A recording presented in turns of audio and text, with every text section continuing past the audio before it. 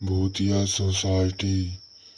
इस प्यारे से गांव में एक बहुत सा प्यारा एक छोटा सा परिवार रहता था।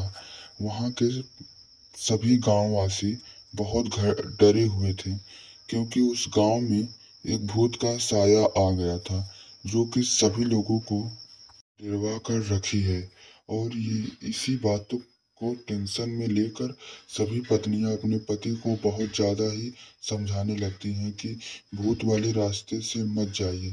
तभी महेंद्र ये बात सुनकर अपने पति के ऊपर क्रोधित हो जाता है और अपनी पत्नी से कहता है कि तुम ये सब फालतू की बातें मुझसे मत बताया करो। तुम्हारे ये सब फालतू की बातें सुनने के लिए मेरे पास टाइम नहीं है। अगर तुम्हें ये सब फालतू की बातें मुझसे करना हो तो आगे से तुम मुझसे बातें मत करना। इतना कहकर रमेश ऑफिस के लिए निकल जाता है। जैसे वो ऑफिस जा रहा होता है, गांव से गुजरते हुए, तो वो देखता है कि गांव के लोग सभी भूतों के बारे में बातें कर रहे होते हैं। इन सबको नज़रअंदाज करते हुए महेंद्र ऑफिस की ओर जाने लगता है और सभी लोग ये बातें कर रहे होते हैं। वहां से गांव का मुखिया गुजरता है और ये सब बात सुनकर उनके पास जाता है और पूछता है कि तुम लोग क्या ये भूतों की बातें लगा कर रखे हो?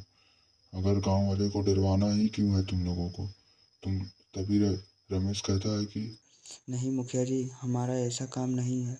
गांव में सच में जो गांव से रास्ता गुजरता है वहां पर एक सच में भूत का साया हो गया है, जो कि किसी भी लोगों को वहां से गुजरने नहीं देती। अगर कोई भी वहां से गुजरता है तो उसे मारकर खा जाती है। इसलिए हम लोग बहुत डरे हुए हैं। अगर आपकी अनुमति हो तो हम लोग वो रास्ता छोड़ दें, क्योंकि अगर उस रास्ते से कोई भी गुजरेगा तो उसका मरना निश्चित है। इसलिए हम लोग आपसे आ ही रहे थे मिलने। तभी मुखिया पुलिस के पास फोन लगाता है और पुलिस से बहुत देरी तक बातें करते हुए पुलिस को सारे गांव की घटनाओं के बारे में बताता है और कहता है पुलिस से कि तुम जल्दी यहाँ पर आ जाना, क्योंकि मेरे गांव के लोग सभी बहुत ज़्यादा डरे हुए हैं। इतना कहकर मुखिया बहुत सारी परेशानी पुलिस को बताने लगता है और परेशानी बताते बताते वह फोन रख देता है और सभी लोग अपने घर की ओर जाने लगते हैं और अपने घर की ओर सभी लोग चले जाते हैं।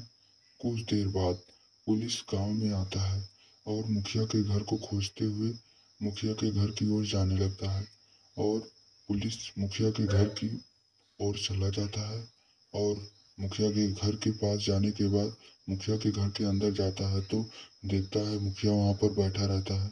मुखिया के पास जाता है और वहां पर खड़ा हो जाता है और मुखिया से कहता है कि आपका कौन सा काम है? आपने मुझे इतना अर्जेंटली बुला लिया। मुझे कहीं और जाना था। तभी मुखिया कहता है सारी भूतों की कहानी पुलिस को सुना देता है और पुलिस ये सब बातें सुनकर मजाक में ले लेता है और फिर उसकी सारी बातें मुखिया पुलिस को सुनाता है और फिर जाकर ऐसी ऐसी घटनाएं हुई हैं हमारे गांव में, हमारे गांव के लोग ये रास्ता छोड़ने के लिए कह रहे हैं। ये सब बातें मुखिया सारी पुलिस को बताने लगता है और सारी बातें बताने के बाद पुलिस सोच में पड़ जाता है और फिर जाकर पुलिस उस गांव का परेशानी को समाप्त करने की कोशिश करता है और उस जंगल वाले रास्ते के बारे में सोचते हुए पुलिस धीरे धीरे से जंगल की ओर जाने लगता है और जंगल की ओर जाते हुए पुलिस बहुत गंभीर समस्या में सोच रहा था कि ऐसी कौन सी चीज है जो गांव वालों को डरवा रही है। और फिर वो काली हवेली के पास जाता है, वहां पर देखता है खंडहर रहता है और उस हवेली के अंदर जाता है तो वहां पर तीन तीन आत्माओं का साया देखकर पुलिस बहुत ज्यादा घबरा जाता है। और तभी उसके पास एक चुड़ैल आती है जिसके पास सरकटा दाना रहता है और वो चुड़ैल उससे कहता है पुलिस की मुझे छोड़ दो। मुझसे बहुत बड़ी गलती हो गई।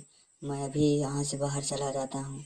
तभी चुड़ैल कहती है, मैं मैंने भी 2 साल पहले ऐसे ही विनतियां की थी, लेकिन चार कुछ लोगों ने मेरी एक ना सुनी और मुझे भी मार दिया, मेरे बच्चों को भी मार दिया, सब खत्म कर दिया। इसलिए इस हवेली में जो भी आता है मैं उसे मारकर उसका खून पी जाती हूँ, क्योंकि मैंने बहुत छोड़ने की कोशिश की लेकिन किसी ने मेरी मदद नहीं की। इसलिए मैं ना ही किसी की मदद करती हूँ, ना ही किसी की मदद करने देती हूँ। अब तू भी मरेगा, तेरा भी खून मैं पी जाऊंगी। चुड़ैल ये सब बातें उससे कहती है और एक तलवार निकालती है और पुलिस वाले के पास जाती है, पुलिस पर हमला कर देती है। पुलिस भी बहुत बचने की कोशिश करता है लेकिन चुड़ैल उसे मार देती है। भूतिया मार्ग दुल्हन। इस छोटे से गांव में एक अफवाह फैली हुई थी कि इन लोग जिस रोड से जाते हैं वहां पर एक चुड़ैल रहने लगती है और ये गांव लोग उस चुड़ैल वाले रोड को छोड़ना चाहते थे। इस बात में ये लोग चर्चा कर रहे होते हैं कि आज से हम गांव वासी उस चुड़ैल वाले रोड से नहीं जाएंगे। तभी उन लोग बातें ही करते हैं और बहुत देरी तक इस बात पर चर्चा करते हैं और सेठ कहता है कि हाँ, हम एकदम ठीक कह रहे हैं, हम अब उस रोड को छोड़ देंगे। तभी दादी माँ कहती हैं कि हम तो उस रोड को छोड़ ही देंगे, लेकिन हमारा मेन रोड तो वही है ना। उस पे ही तो हमारे बच्चे उच्चे जाते हैं स्कूल। हमारे गांव के लोग लकड़हारे कहाँ जाएंगे? लकड़ी भी वहीं तो काटना रहता है। अब हमारा क्या होगा? हमें उस चुड़ैल को मारना ही होगा, नहीं तो हमारा बहुत ज़्यादा नुकसान हो जाएगा। हमारे बच्चे भी मारे जाएंगे। हमारे घरों पर ये रातों में आवाज़ें जो आती हैं, इसका क्या होगा? अगर हम जल्द से जल्द इस चुड़ैल को ख़त्म नहीं करेंगे तो हमारे लिए बहुत नुकसान हो जाएगा। कुछ दिन बाद वो चुड़ैल हम सबको मार कर खा जाएगी। तभी इतना कहकर दादी माँ वहां से अपने घर की ओर जाने लगती हैं और अपने घर की ओर चली जाती हैं। तभी यहाँ पर रमेश और सेठ आपस में बातें करते हैं कि रमेश कहता है कि सेठ जी, मुझे उसी रोड से जाना रहता है और मुझे अब काम हो गया है। मैं सोच रहा हूँ कि अंधेरे होने से पहले मैं जंगल से कुछ लकड़ियाँ काट लाऊं। तभी सेठ कहता है कि हाँ हाँ, जा तू सेठ, लकड़ियाँ तो काटने जाना ही है तुझे। अगर जंगल में तुझे कुछ हो गया तो सारे गांव वाले परेशान हो जाएंगे। इसलिए तू अब दूसरे जंगल में लकड़ी काटने के लिए जाएगा। उस जंगल में लकड़ी काटने जाएगा तो फिर तू भी मारा जाएगा लो और सभी लोगों की तरह। इसलिए मैं तुझे सलाह दे रहा हूँ कि तू अब किसी भी जंगल में लकड़ी काटने नहीं जाएगा। तुझे जाना है तो वो सामने वाले जंगल में लकड़ी काटने जाना। इतना सुनकर सेठ अपने घर और रमेश अपने घर की ओर दोनों लोग निकल जाते हैं। तभी रमेश अपने घर पे पहुंचता है, बहुत चिंतित होते हुए अपने घर के अंदर जाता है और फिर जाकर वो अपनी चारपाई पर बैठ जाता है। उसको इतना चिंतित देख उसकी पत्नी उठकर उसके पास आती है और कहती है कि अजय, आप इतने चिंता क्यों में हैं? आपको पता है वो जो इस जंगल में आप लकड़ी काटने जाते हैं वहां पर एक दुल्हन वाली चुड़ैल आ गई है। अगर आप उस जाएंगे वहां पर तो वो चुड़ैल आपको भी मार कर खा जाएगी। तभी रमेश कहता है कि मुझे तो अपने बच्चों का पेट पालना है, मुझे तो जाना ही पड़ेगा, नहीं तो मेरे सारे बच्चे भूखे मर जाएंगे और तुम्हारा क्या होगा। इसलिए मुझे जंगल में जाना ही पड़ेगा। अगर मैं जंगल में नहीं गया तो हम सभी लोगों का पेट नहीं भरेगा। तभी इतना कहकर रमेश जंगल की ओर जाने लगता है। अपने घर से निकलता है रमेश और फिर गांव से गुजरने लगता है। अपने हाथों में एक बड़ा सा तलवार लेता है और बिना डरते हुए उस जंगल की ओर जाने लगता है। रमेश घने जंगलों से गुजरते हुए और अपने मन में यह भय सोचते हुए चुड़ैल के बारे में जाते जाते उसको शाम हो जाती है।